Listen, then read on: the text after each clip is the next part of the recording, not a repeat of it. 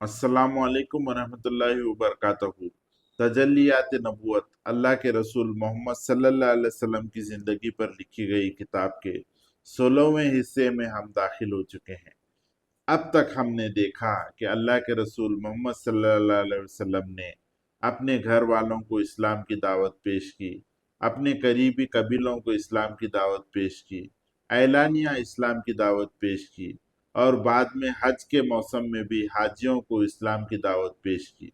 अब कुरैश परेशान हो चुके थे। आइए जानते हैं आगे क्या हुआ। मुकाबले की मुख्तलिफ तदबीरें। हज के बाद जब कुरैश अपने घरों को वापस आकर मुतमईन हो चुके तो उन्होंने इस मसले के मुकम्मल हल की तरफ तवज्जो दी और गौर व फिक्र और बाहमी राय मशवरे से कई तदबीरें तय की जिनके मुतालिक इनका अंदाज़ा था कि इनसे इस्लामी दावत का काम तमाम किया जा सकता है। ये तदबीरें मुख्तसरन ये हैं।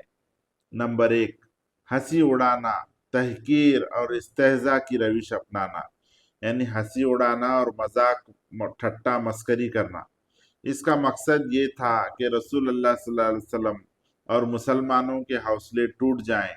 चुनंचा वो आप सल्लल्लाहु अलैहि वसल्लम के बारे में कहते हैं कि नौज बिल्लाह इस पर जादू कर दिया गया है, शायर है, पागल है, काहिन है, इसके पास शैतान आता है, ये जादूगर है, ये झूठा है, गढ़ नेता है, बनावटी है वगैरह।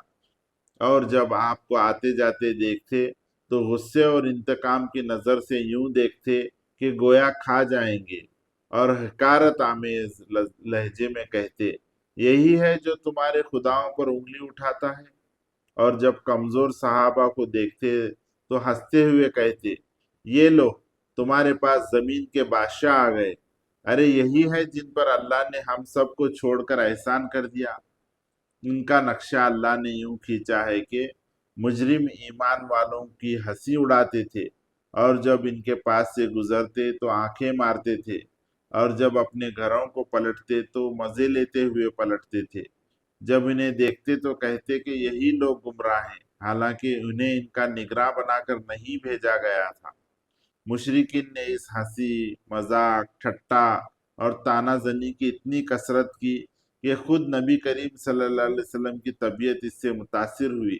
जैसा कि अल्लाह का इरशाद है सूरह हजर में, हमें मालूम है इनकी बातों से आपका सीना तंग हो रहा है।